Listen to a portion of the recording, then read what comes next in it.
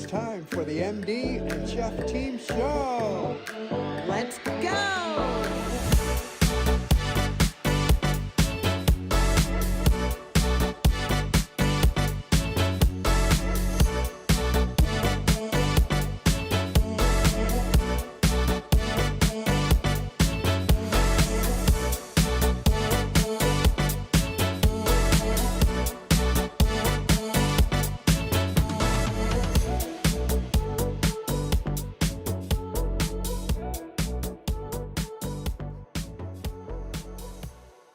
The content in this show is for informational purposes only.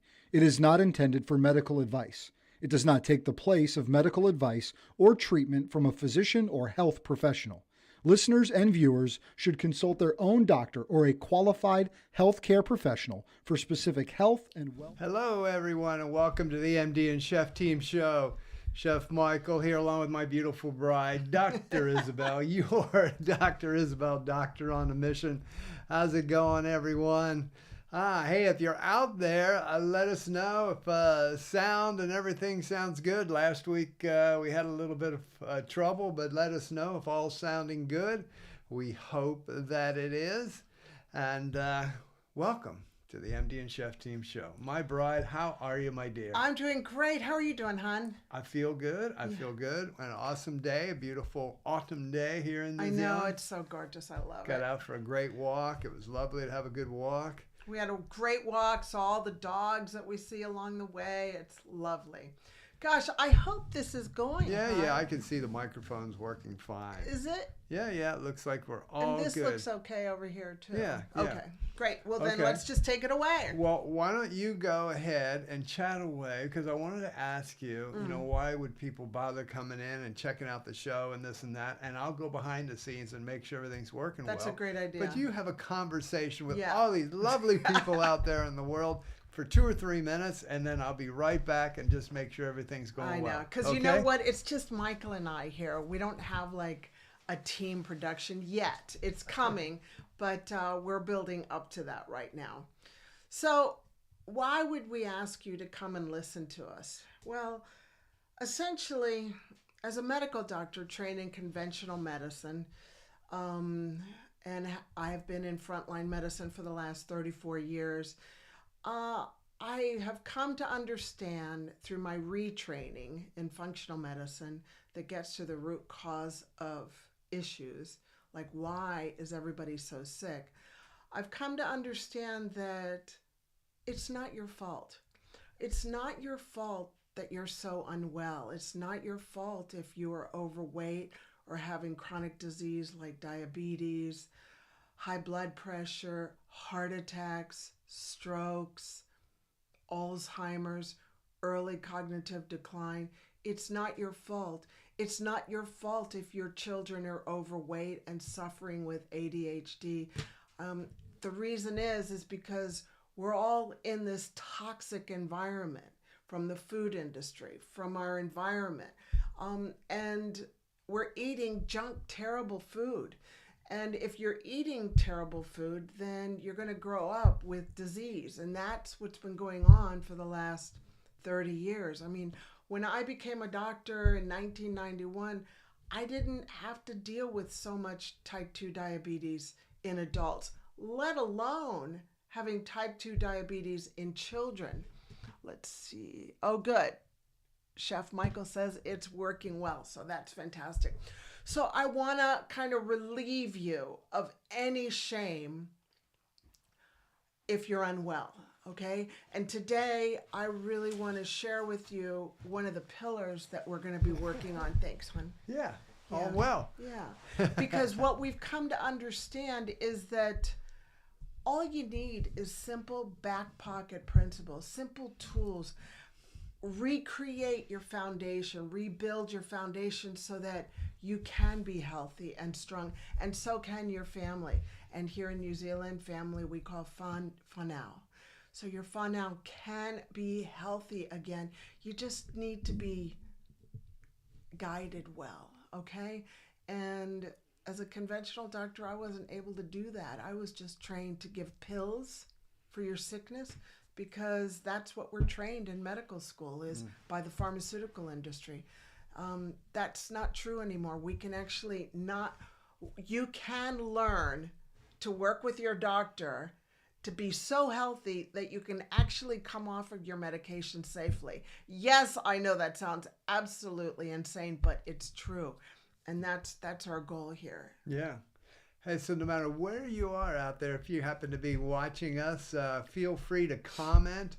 So the comments are on, so suggestions, questions. We love to ask some questions. If while the show's going on, you got some questions, just post them. And if you catch us on replay, just give us a hashtag replay to let us know that you come on in the replay. And still, you can have comments, questions, whatever it may be, because we will come back and check and help you out. Because from time to time, what are they talking about? Oh, wait, I've got a question for that. We are live and you can come in. So even if it's on replay, we'll come back and answer those questions. We do come back and look at the messages. And if we don't know, we'll do our best to find an answer for you. Because guess what? We don't know it all. No, we don't. We're learning every day, aren't we? Because authenticity is the new currency. We are authentic. You know what? If we don't know the answer, we're going to say, hey, I don't know the answer to that. That's a great question. Let's try to find out the answer together. Yeah, not make it up as we go. And as you can tell, we don't make it up. This is live. Just as we started there, I needed to check and make sure everything was working. And it's all good. But someday, hon, we will have a team. Oh, somebody else will take care of that. I won't have to jump that up will and do organize all of this. Yeah, but that's just the way but that's it goes. okay. It is what it is right now. We are. Do not deny or do not despise small beginnings. Yeah, do not despise small beginnings. Yes, of course. Yeah. So what are we going to talk about today? Well, in today's show, let me bring that on up. And so today's show, we're going to talk about the hows, whats, and whys of sleep and brain health. This is an amazing, amazing topic. And this is so important that we're actually going to break this up into two parts. Because, you and I both talking during the week or so about this, and we know that the amount of essential information, I would say, with sleep and brain health and just how it affects us with our mental health, our overall health. We really have to break it down into two parts because we could be here for hours talking about sleep and brain health. So this is going to be part one. So make sure you stay tuned in a couple of weeks for part two. But part one of hows, whats, and whys of sleep and brain health. We'll also get into our relationship chat today. Because after being together for 45 years, we've learned a few things about relationships. And we continue to learn, right, babe? We continue to learn about relationships. And today, I'm going to be talking about complacency and relationships. Okay. And join us later for our inspiration as we sign off, because we want to leave you with a great word as we finish off today's show. All right, so let's get into it. The hows, whats, and whys of sleep and brain health from our beautiful expert in this area. Oh, yeah. Dr. Isabel. Forced expert. I'm forced to be an expert in this area. Weren't really seeking out to be an expert. No, I in this did not area. want to become an expert in this. But life, or God, as we would say. Yeah, said, God. Guess what? You're going to be an expert in this area because you're going to need to be. Yeah, I mean, I laugh about it now, but it was ugly and very messy. So my medical training. So it all began in medical training. When you graduate from medical school, then you go into your specialty. And for me, it was family practice. And at first it was emergency medicine, but I did that for half a year and I was like, this is too much. And so then I went over into family practice, and I'm glad I did because I love taking care of everybody from birth to the end until their last breath. I love that whole holistic family experience. And during our medical training, we are taught that this is back in the 90s, okay? And back in the 90s, is the scene is you go in on your shift at the hospital and you're on for 36 hours. A doctor is awake for 36 hours. They may get 2 to 3 hours of sleep during that 36 hours. And if they're really lucky, they'll get 4 hours of sleep because you carry a buzzard and you're called, at all times. And so we were trained to do that for the residency for 3 years.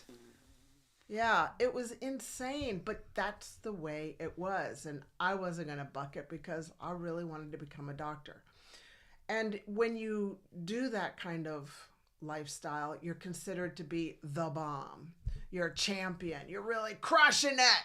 So I learned how to crush it and not sleep well. Crush it on 2 hours of sleep. Can you imagine having a doctor with only 2 to 3 hours managing your heart attack? I mean, yeah. Anyway. Yeah, you did what you had to do. Yeah, and I really don't know how it is right now, but I have heard that it has gotten better. Yeah. So I learned. I would hope so. I learned there that sleep wasn't really important. And then in 2013, I had said to Michael, sweetheart, I don't feel like I'm really helping people just giving them drugs. I had learned about functional medicine and realized, wow, we could really teach people how to prevent and reverse disease and give them hope in the process. They don't have to have type 2 diabetes and be obese and have high blood pressure. Like, there's another way we can do this. So what I decided to do with Michael and God is to stop private practice and start Doctor on a Mission with the whole goal of preventing and reversing disease and giving people hope in the process. And that was in 2013. I was 53, 54.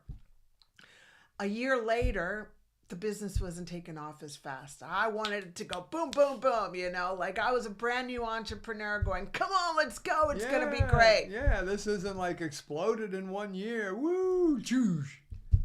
No, that did not happen. And so I started getting super anxious. And when I get anxious, I don't sleep. And I was also peri/menopausal right in that stage. But I didn't take note of it. I wasn't aware that could have even been a thorn in my side causing problems with sleep. And so what happens was when I'm anxious, I don't sleep. And so what happened was I was only sleeping 2 to 3 hours a night for 17 straight nights. And I don't know if you've ever experienced that, but it's hell on earth. And I was experiencing hell on earth. And by the end of the 17 nights, I came to the end of myself and I tried to take my life. And by the grace of God, that plan was stopped. And I was placed on antidepressants, placed on sleeping tablets by a psychiatrist. And he had told me that I was going to be on this medication for the rest of my life. He didn't take into account, he didn't know back then about menopause and perimenopause. So that was an added layer to what was going on. Now I'm safely off the medication. Michael and I have become experts in sleep and the importance of sleep. And I want to let you know that it's a real thing. Not sleeping is not good for you. You can go and become psychotic, not thinking clearly, and becoming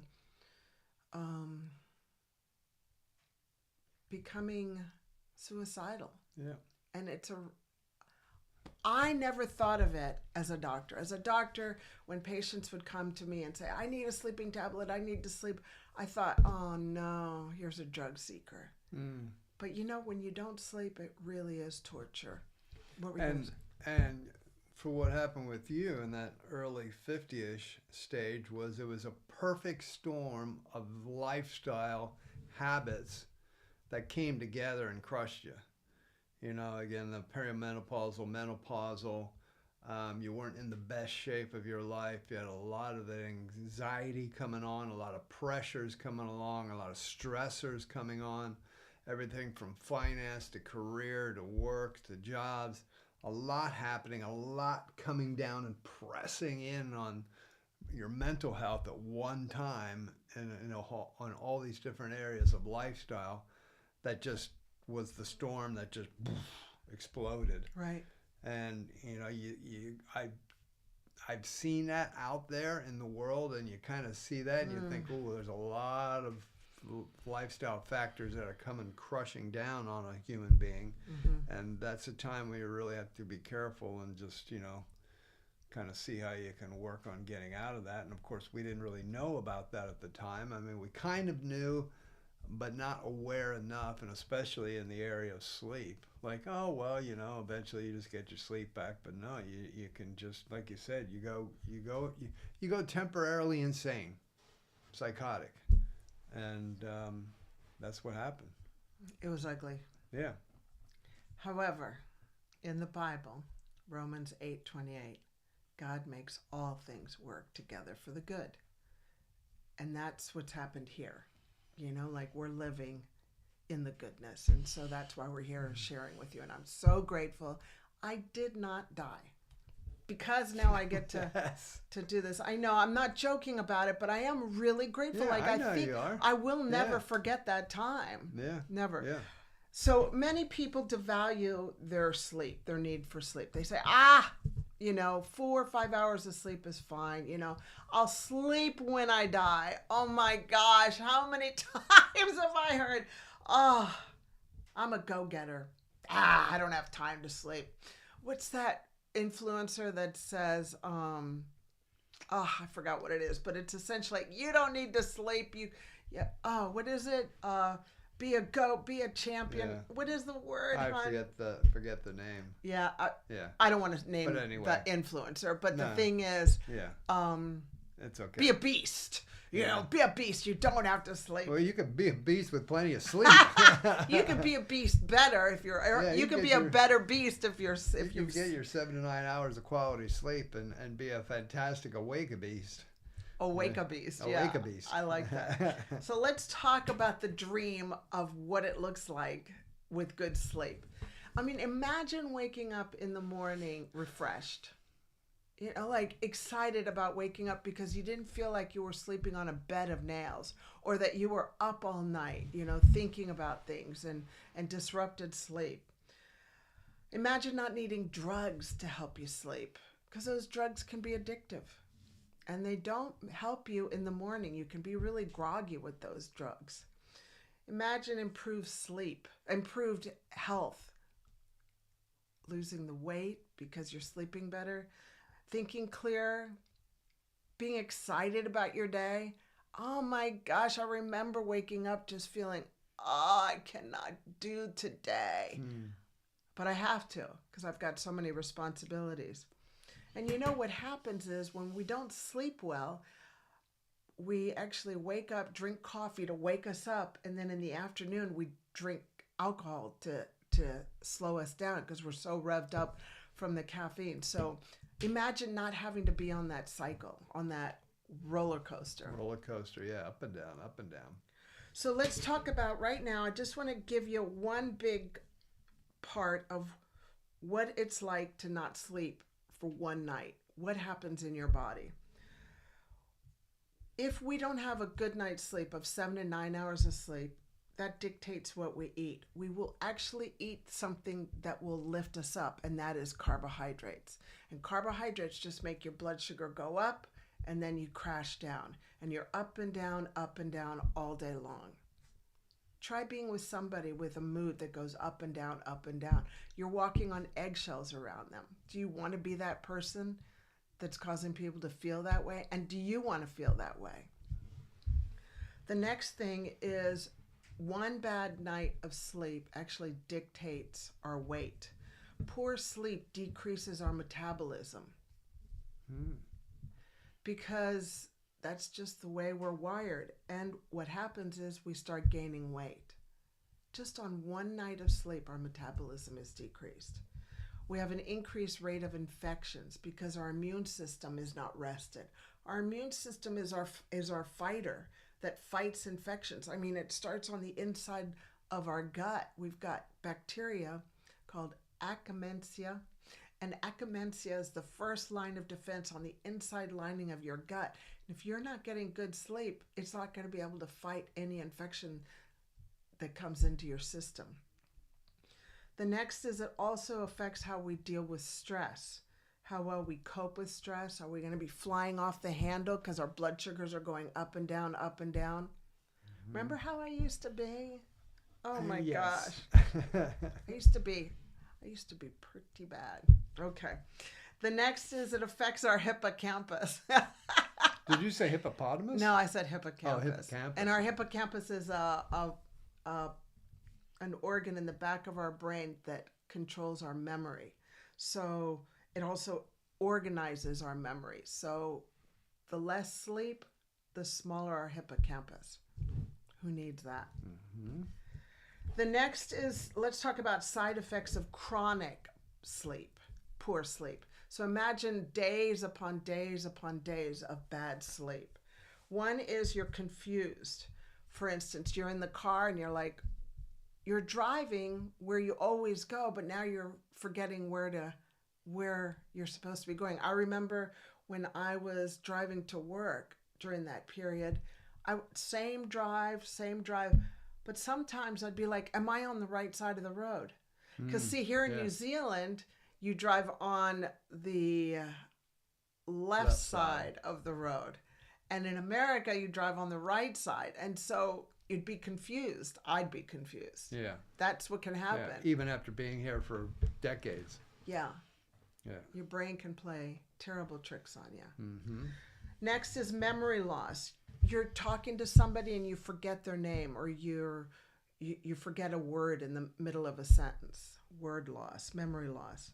You have poor focus. You're not able to concentrate. You're not as sharp. Not able to figure things out quickly. Mm-hmm. Like, what's 2 times 2? No, it's not 22. It also increases our risk of heart disease, like heart attacks, obesity, because you're eating more carbohydrates and your metabolism is going down, and so you keep on the weight. It also increases our risk of depression and anxiety. Makes sense. Mm-hmm. And in my case, and in a lot of people's cases, you do end up thinking about taking your life. It increases your risk of type 2 diabetes, and it also increases your risk of dementia. I've seen so many patients as a GP who don't sleep well. And they think that it's normal to not be sleeping well. They think it's normal to be waking up at 3 o'clock in the morning and being up for the rest of the day. And then, of course, they'll be taking naps, but they're not having that 7 hours of sleep. Well, because it's become their normal. They've been doing it for so long, it becomes their normal. Even though it's not what should be normal, it becomes their normal. That, oh, well, I just sleep 4 hours a night. That's just me. Right. Well, yeah, they'd kind of fallen into the trap that that's their normal. And they think now that is normal. But as we know, from a health point of view, that's not normal. It's not good. It's poor. It's abnormal. It's abnormal. It's abnormal. Yeah. And it's hurting them. It is hurting them. Now, I know, I was like, wow, I can't believe these people think that this is normal. And when I was working as a doctor, taking care of people with problems with sleeping, I did notice the dementia increase. And it's amazing what happens, when you have an issue, you start learning more and more and more. And along that journey, Michael and I came across a doctor by the name of Dr. Dale Bredesen, who wrote the book, The End of Alzheimer's. If you haven't read this book, I'd recommend reading it. It's so, so good. And then he also has come up with another book called The First Survivors of Alzheimer's, how patients recovered life and hope in their own words after implementing the End of Alzheimer's program. And what we learned is poor sleep increases your risk of dementia. And when you're going to a doctor and you're being given sleeping tablets because you're not sleeping, well, those tablets can increase dementia by the way that they work. They decreases chemical in your brain called acetylcholine. And acetylcholine is a very important chemical that helps your nerves connect and talk like they're talking. But the medication, so normally acetylcholine helps your brain cells talk. Okay, and so if your brain cells are working and talking, they're communicating, they're having a relationship, and you're living a good life. However, when you're given a sleeping tablet, it stops the juice, the acetylcholine, from working, and so the cells can't talk. And so people become demented. Their cognition decreases. And so that leads you into dementia, leads you into Alzheimer's. So not sleeping leads people to go see their doctor.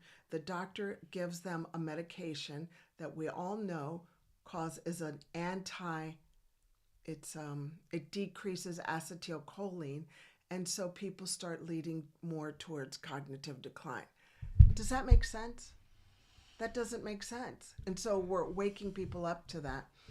And you don't want to be on a sleeping tablet. However, I am not saying get off your sleeping tablets right now. I'm just saying realize that there's a lot of things that we're going to be talking about that you can implement so that you can come off your sleeping tablet safely with your doctor so that you don't lead towards Alzheimer's. Because Alzheimer's is preventable and reversible in early stages. Yeah, because the sleeping aids are to be there for temporary aid, not something that you just take long term for the rest of your life. Right. That's not the actual purpose. The purpose is temporary aid, not long term. That I'll just take sleeping aids for the rest of my life. Well, that's again, it goes back to functional medicine, where you're looking at the root cause, because now we're not looking at the root cause of the lack of sleep. Why are we not getting good sleep? We need to look at what the root cause of that is. Yes, get your temporary relief while you're struggling, but the root cause is finding out, well, why do I need the sleep aids? Because there's a reason behind it, and that's really what the functional side is of functional medicine, is to find out why, so that you don't have to take those pharmaceutical aids for the rest of your life. Yeah, because that's not natural. Exactly. So let's talk about our natural wake and sleep cycle. And you chime in here. Oh. Because you're so good at this. So we have a natural wake and sleep cycle. And the hormone that controls that is called melatonin. So when we wake up, and it goes by the sunrise and the sunset. When we wake up in the morning, our body's like, wow, I'm ready to rock and roll. And the hormone in the back of our brain called melatonin goes down. And melatonin is our sleep hormone. But when we wake up, when the sun rises, our melatonin goes down.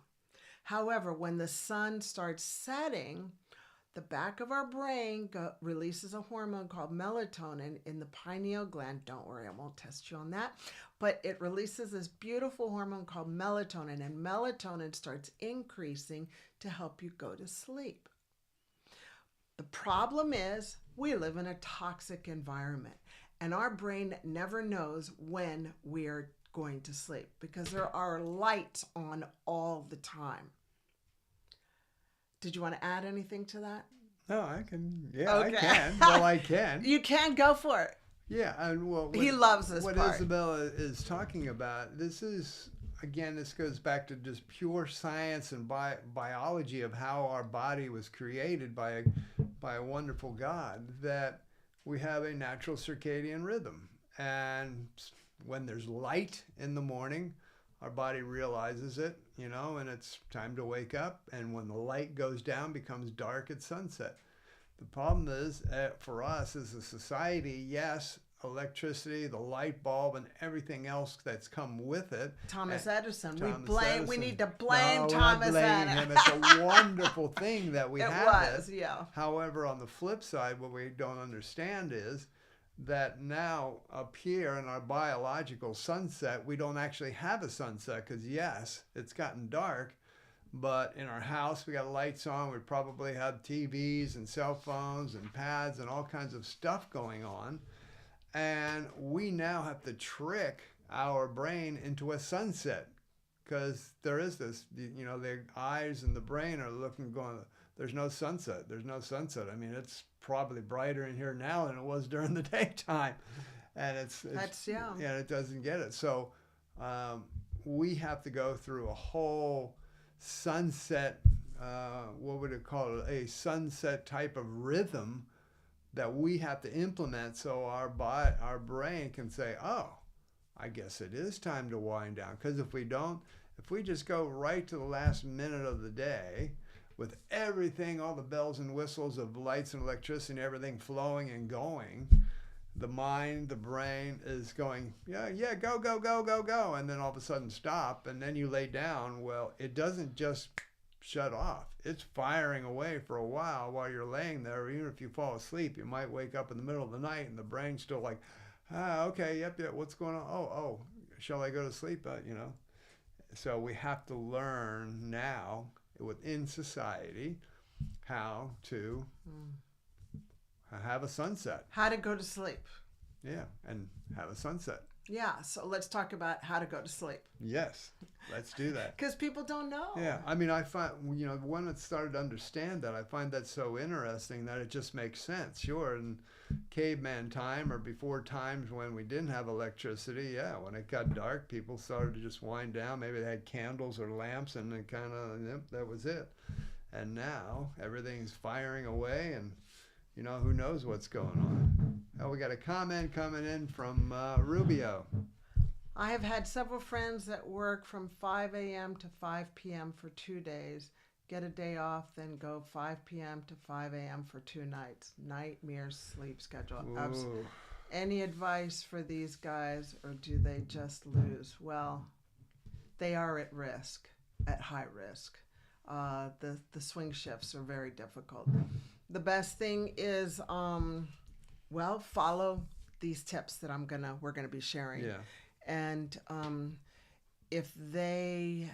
I'll be talking more about this on the next session about sleep. They might want to talk to their doctor about getting some melatonin. If you're in New Zealand, you have to get melatonin through your doctor. Or if they can get melatonin on the nights that they're the nights to help them sleep, they can use the melatonin. Yeah. And as we were just talking about with the sunset, I know you're going to give them some real tips, some lifestyle tips on how to get sleep. But basically, they're going to have to learn on those shifts when they're switching them how to show their body at sunset. So they're going to have to apply these tips to say, and dark, shut definitely down. Dark. I hope they have a really dark room that they go to sleep in and get into a rhythm. If they're trying to sleep during the daytime, they've got to shut it all down like it's nighttime darkness. They have to trick their own brain into sleep patterns. That's a tough one. That's really a tough one. Yeah. So 3 hours, but they can implement these tricks. So things 3 they hours. can do. So let's talk about, this is the blueprint for better sleep. 3 hours before going to bed, no food, no caffeine, no alcohol, no hot chocolate, no black tea. Okay? So caffeine is coffee, black tea, hot chocolate. Those are all things that have caffeine in them. Energy drinks, all those types Energy of things. drinks. Let's see what their turnover day. They just try to stay awake as long as possible to get back to normal. I have no idea how they function. Yeah, it's a tricky one, Rubio. Definitely a tough one. I don't have a simple answer for that. Yeah. Now, the reason we don't drink alcohol, because a lot of people drink alcohol to help them sleep. The problem is, you'll get to sleep, but then you don't get into your deep sleep, which is your REM. And you want to be getting into your deep sleep, which is REM, because that's where you have the dreams. And if you are dreaming, that means your body is totally relaxed. Totally relaxed. And you want to be getting about an hour to an hour and a half of REM, of dreams. And a lot of people have a tough time just totally relaxing. Mm-hmm. But you're relaxed if you're dreaming, like you had a dream last night. So that's a good sign. Yeah. Yeah. So that's 3 hours before going to bed. No food, no caffeine. Now I want to No add, alcohol. and I want to add in that important part about that to understand is when we're talking about things like caffeine, alcohol, food, it's also got to do with our digestive process, because when our digestive process is working, our body is actually working at night. So what we're trying to do is shut down all the systems of the body. So usually 2 hours before bed we're okay, but we're talking 2 to 3 hours before bed, where if we have alcohol, other kinds of caffeines, our body systems are having to work through that. If we're having food, our digestive process is working, and we don't just eat food and then the digestive process is done.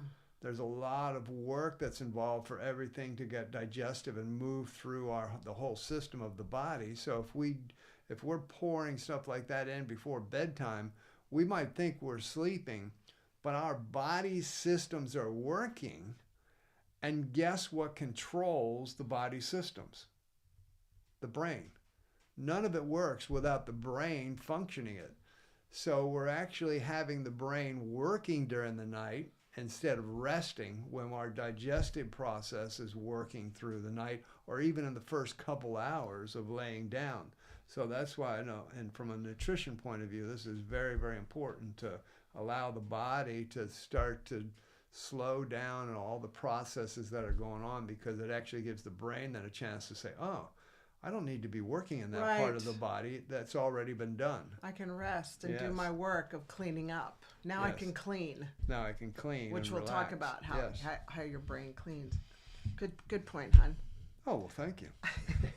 And then 1 hour before going to bed. So 1 hour, 1 full hour before going to bed. No computers, no iPads, no iPhones, no TV. You don't want that, because that's stimulating the back of your eye. And if it stimulates the back of your eye, it tells your pineal gland, oh, I'm not tired. It's not ready to go to sleep, but don't release any melatonin. I'm not ready. It's not time to go to sleep. It's not sunset. It's not sunset. It's not sunset. Yes. But thank you, Thomas Edison, for the light. And then an hour before going to bed, you want to shower, do your skincare, brush your teeth, all that good stuff. I suggest you write down things you need to get done for the next day, so that you know that when you're going to sleep, you don't have to be worried about what you're going to do the next day, because you've got it on a piece of paper or in the computer or somewhere. It's there.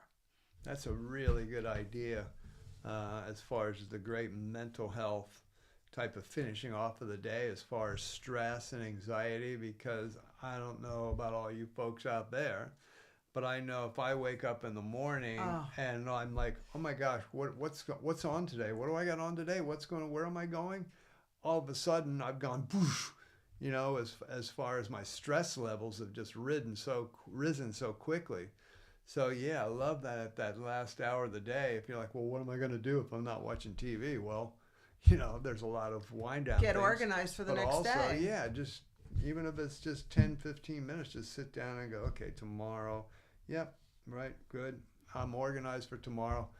I can go to sleep and I'm good, because I know when I wake up, I'm ready to go. I know what's happening. And if you're going to go to the gym, or if you've got to go to, if you're going to work out and then the next day and you've got to have lunch, you got to have your lunch ready, get that all done in that last hour, because that means your body's slowing down and getting ready for the next day. So have your lunch ready. Have your gym clothes ready, have that all, and your clothes ready, so that I don't have to wake up earlier, because I've already got it all organized. There's a lot to be said about being organized. Yeah, well, you're telling you. I'm telling you, being organized, babe, is a good thing. Yeah. Well, when are you going to start being...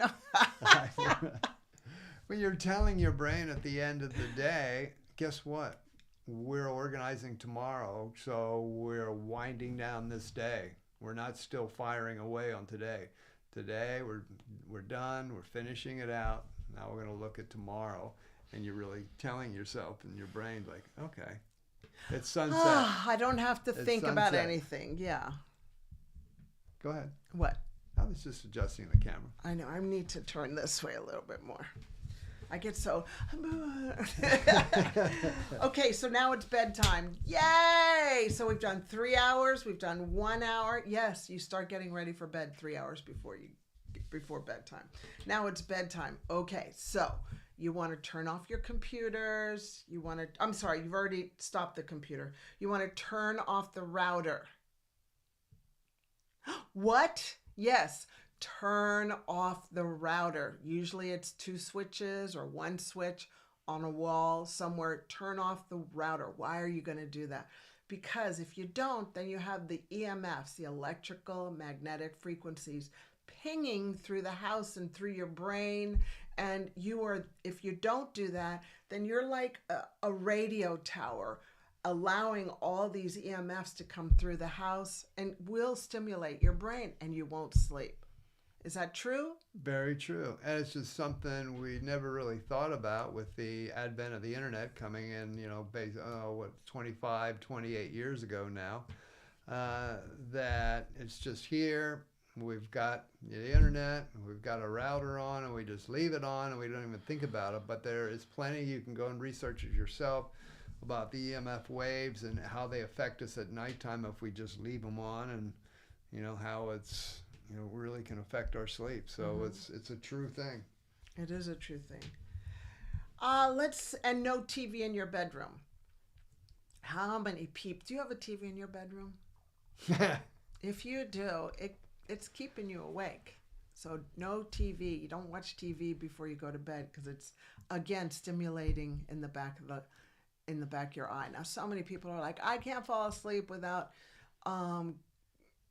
watching TV. Well, I have nothing else to suggest. Well, you could have some kind of an app or something with very nice sounds or something, light music or whatever it may be. Mm-hmm. But we don't want the cell phone on either, though. No. So, yeah. And if you use your phone for an alarm, then what you want to do is you want to put it on airplane mode and put the phone outside of your room, and just your phone will wake you up. You can do that, and when it's airplane mode, you won't be getting the EMFs all over the place. You can also spray some lavender spray on your pillow to help you fall asleep. Keep the room about 65 degrees Fahrenheit or 18 degrees Celsius. No cell phones under your pillows. Oh my gosh. How many people in our family do we know that have their phone? Nope, they still do. Well, hopefully used to. No, they still do, hon. But anyway. Well, I mean, we're just giving advice, right? Yeah, well, you look at even like Hollywood teaching society that if you watch movies or even just lovely Hallmark movies or something, and you see people, they're the account executive or whatever, the ad executive, and they're getting calls at 3 a.m. and you see the phone like right next to them, and the phone rings and they're like, hello, oh, hey, I didn't know what time, and it's like, it's just something that they're telling you is acceptable because we're such a busy society that, keep your phone on all night in case you just happen to get a call. Keep it right by your bed, so you can pick it up. No. Don't buy that lie. No, not good. That's not good. normal. You don't need that. That's not going to be good for your health. No. And then 3 things to do in the bedroom is intimacy. I don't need to elaborate on that. 1. Read something inspiring, and if you're going to use if you need a light, then make sure it's a blue blocking LED light built as a bedside lamp. So the blue blocking light just helps decrease the light in the back of your eye. And you can also get blue blocking glasses to block the light from getting to the back of your eye also. And the 3rd? Sleep. Oh, sleep.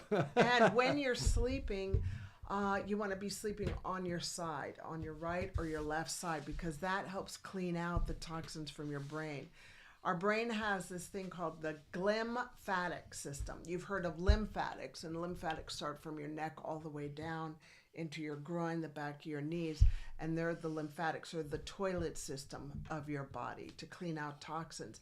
Well, your brain has a lymphatic system called the glymphatic system, and it helps clean out, and it flushes best when we're laying on one side or the other. And you want to be getting 7 to 8 hours of sleep a night. And just remember that sleeping well is good medicine for your brain health so that you can think clearly. I know it's not taught, but we need to understand that it's an important pillar for our health. Because you know from my story what can happen if we don't take good care of our sleep. You can go literally crazy. Yeah. Yeah. Oh, I'm so glad we're past that. Yes. Yes. It was a good lesson to learn. So or is that part one of sleep and brain health? Mm-hmm. Do you feel that's a good one to get started with, to give people some tools and then we'll continue some more on that on the next show. Now, before we go into our relationship chat, if that's okay. Absolutely. Yeah, I don't have anything else to say. Did you have anything else? No, that was part one of sleep and the brain health, and we're going to have in part two, we've got even getting in depth even more. Yeah. About sleep and hormones, brain health. medication, supplements, stuff like that. Yes. I mean, safe medication, safe supplements. So before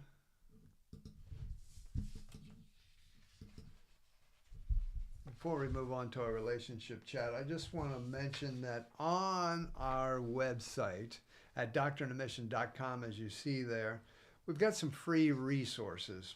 We've got 3 free resources for you to tie into, and these are different ones. Now we've got I've got a guidebook on there for children, and well, for parents who want to help their children have smart brains.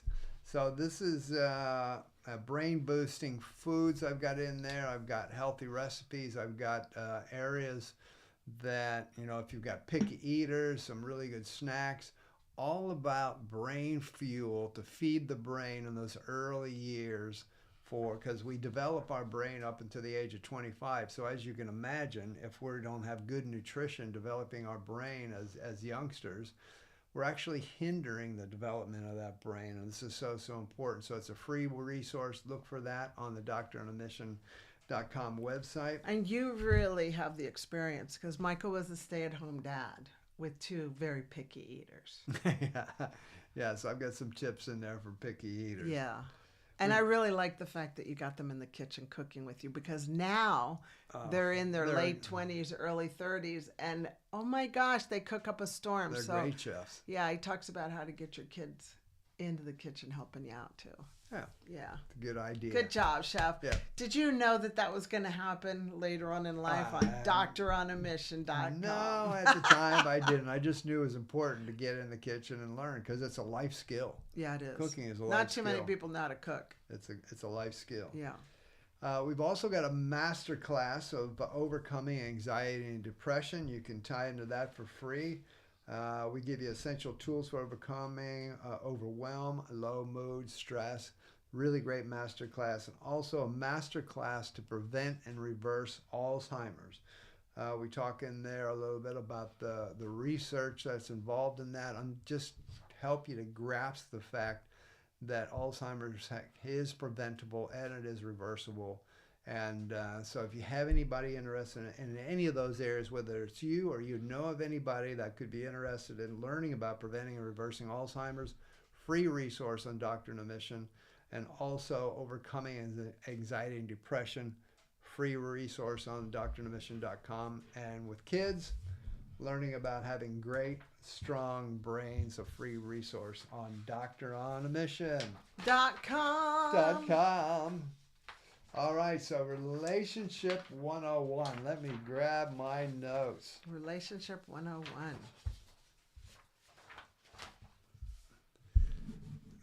So, Relationship 101. So, let's get into an area called complacency. It's such an important one, because we see it all the time, whereas you and I, talked about, and we saw the research where 50% of marriages ended up in divorce. And of that 50% that stay together, basically 50% of those staying together are just roommates. Yeah, they're not happy. They're not happy. They're just together for whatever reason. Like, we'll just stay together. But, They stay together because it's, because of their religion, Convenient. convenience, finances, sickness, children. because it's the thing to do, but they're not happy. Like, I don't want to be living with you as a roommate for the rest of my life. No, not as a roommate. No. Yeah. And that's where this thing called complacency comes in. If you get complacent in your relationship, then, you're not really putting much into it. And yes, to have a great relationship, a great marriage, whatever relationships you might be speaking about, maybe it's even with friends or family members, to have a great relationship, it takes energy. You got to put energy into it. And otherwise, it just becomes complacent. And so a couple things. What do you mean by complacent? Complacent is where there's no energy going in. It's just there. You're not moving. You're not using the muscle of the energy that needs to be put into the relationship. You're just settling motivation. It's just settling for. It's like, this is just the way it is. It's just there. Yeah, I'm just helping you with the definition to help people. Okay. Yeah. Complacency. Well, because you can. Yeah, I can. So we wrote something down here. Or another thing, if I may. Yes. Is complacency. Here's what complacency sounds like. Oh, why even bother? You're not worth it. Like, why? How much of that do we see in marriages, babe? Yeah. It's really sad. I know.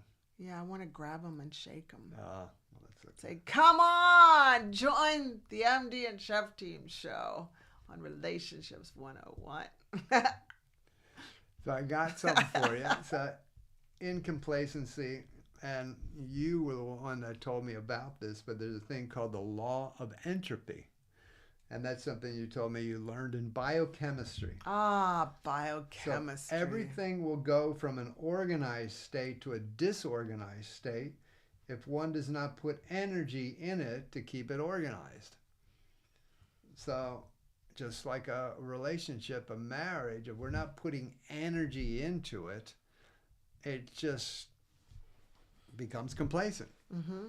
Like a sink full of dishes. And it's like a workout, muscles. Why do we work out our muscles? So it keeps it strong, it keeps them moving.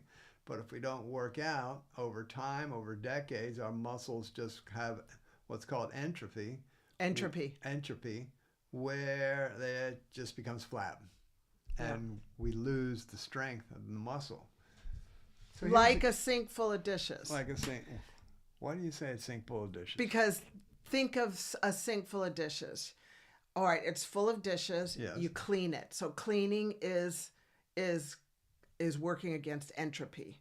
Okay, you're working against entropy. You're washing the dishes. You're drying them. You're putting away. Yes. But then you eat. Yes. And then entropy happens. The dirty dishes get back in the sink. Again. So you have to work against entropy to organize. So you have to organize. Okay, energy to keep things organized. Yeah, because entropy is just like, blah.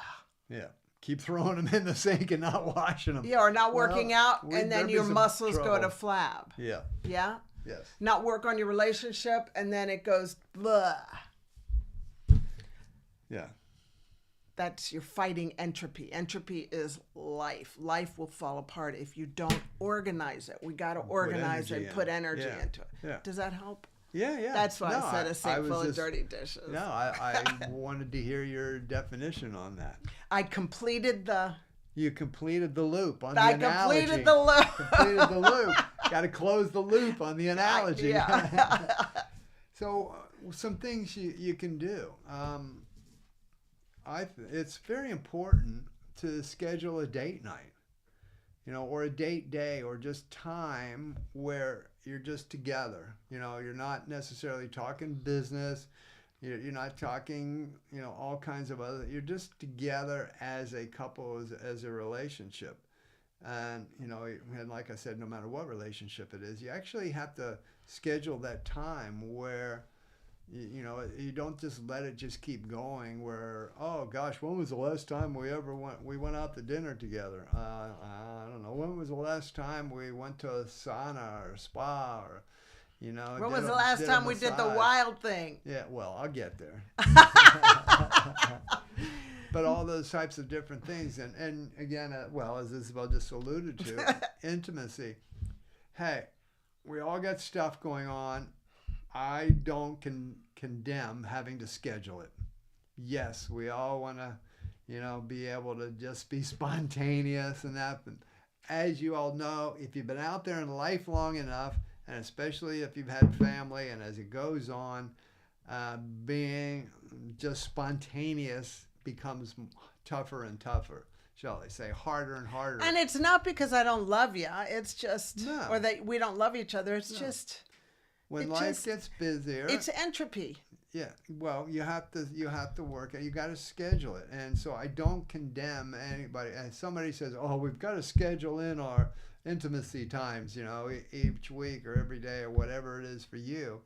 If you got to schedule it, fantastic. Schedule it in and have that intimacy time, because if that's what you have to do, awesome. I mean, I know for us at times, it's a combination of both. We don't necessarily schedule it, but during the week, we'll be talking about it. We want to be spontaneous, but we'll talk about it, and it's almost like that, kind of lead up to it, like, hey, I'll see you on Saturday, and or I'll say, oh, you're gonna get it. Yeah. And you're like, oh, really? Yeah, thank you. And I'll do that for 30 days. No, I'm not 30 days. Ain't no way I'm hanging for 30 days. Neither are you. But yeah, so don't feel condemned if you have to say, well, we have to schedule our intimacy time. There's nothing wrong with that. Yeah. But do it, though. But definitely do it. Yeah, don't let it slide, because that's so important. Yeah. Date nights, time away, whatever it takes to... A second honeymoon, a third honeymoon, a 10th honeymoon, a first honeymoon. Hey, just made me think, even, if you guys are in fitness, your relationship, what we're talking about here, go work out together.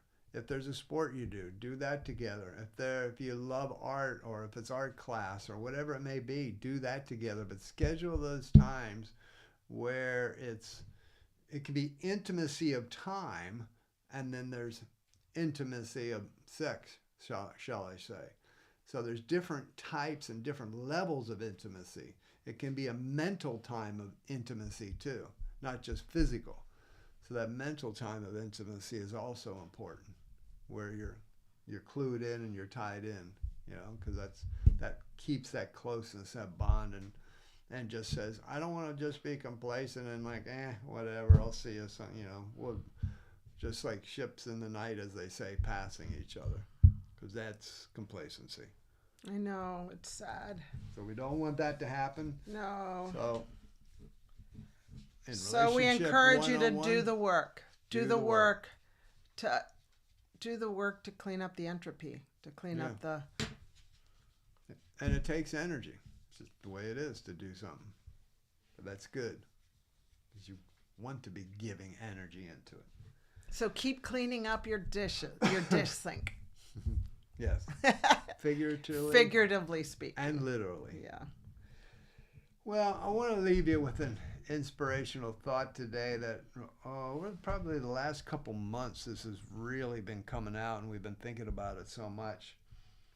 And it's a saying that we have been saying, but it's not that I have to, but that I get to.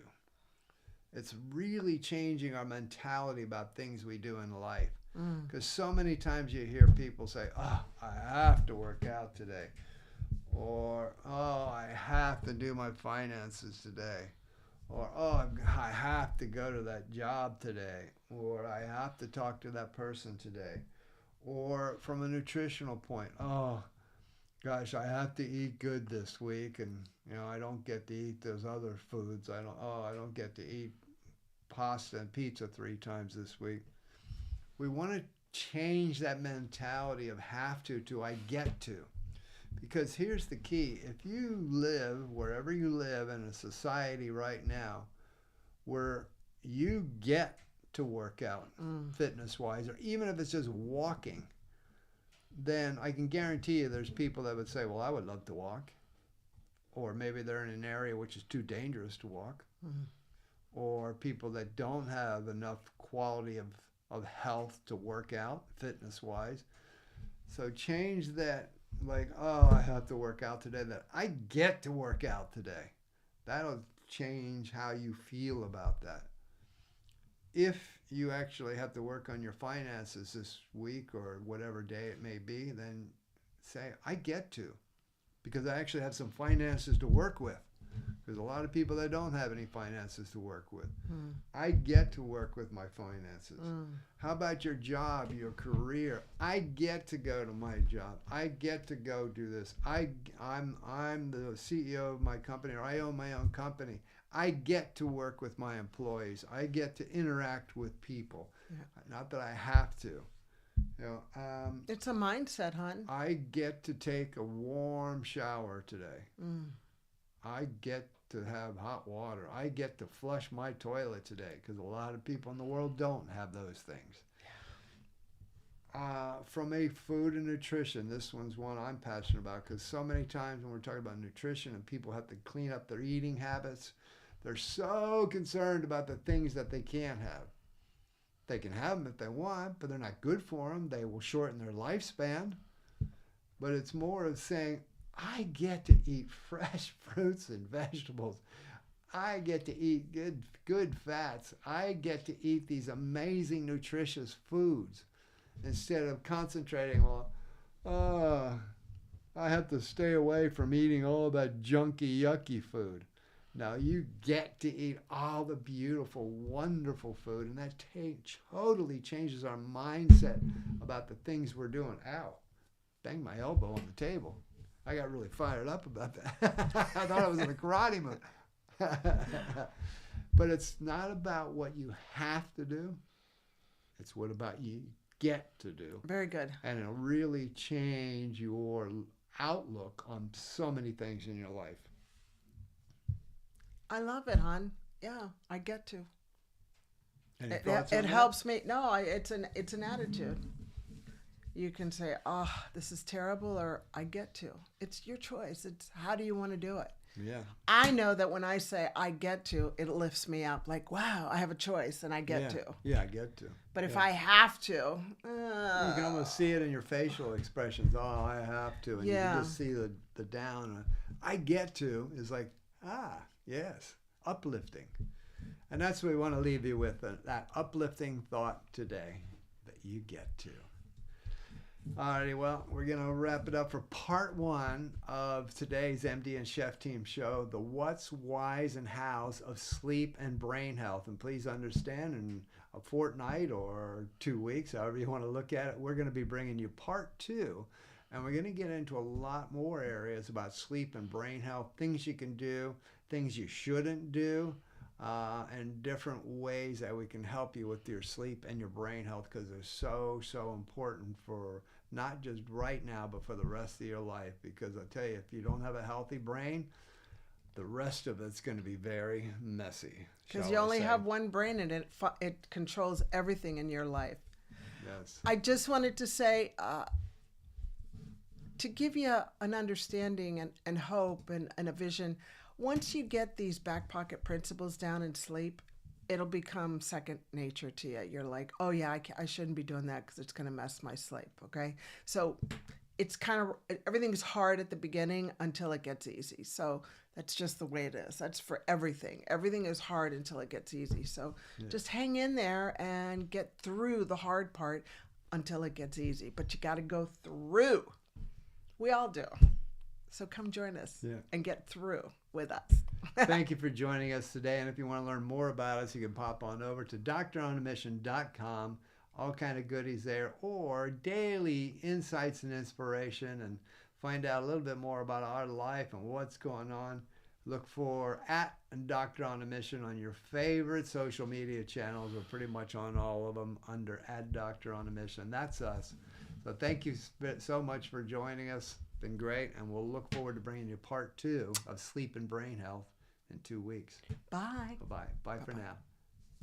If you're part of that 70% who haven't subscribed yet, well, hit that subscribe button and the notification bell so you can come along with us. Give us a like. Thanks.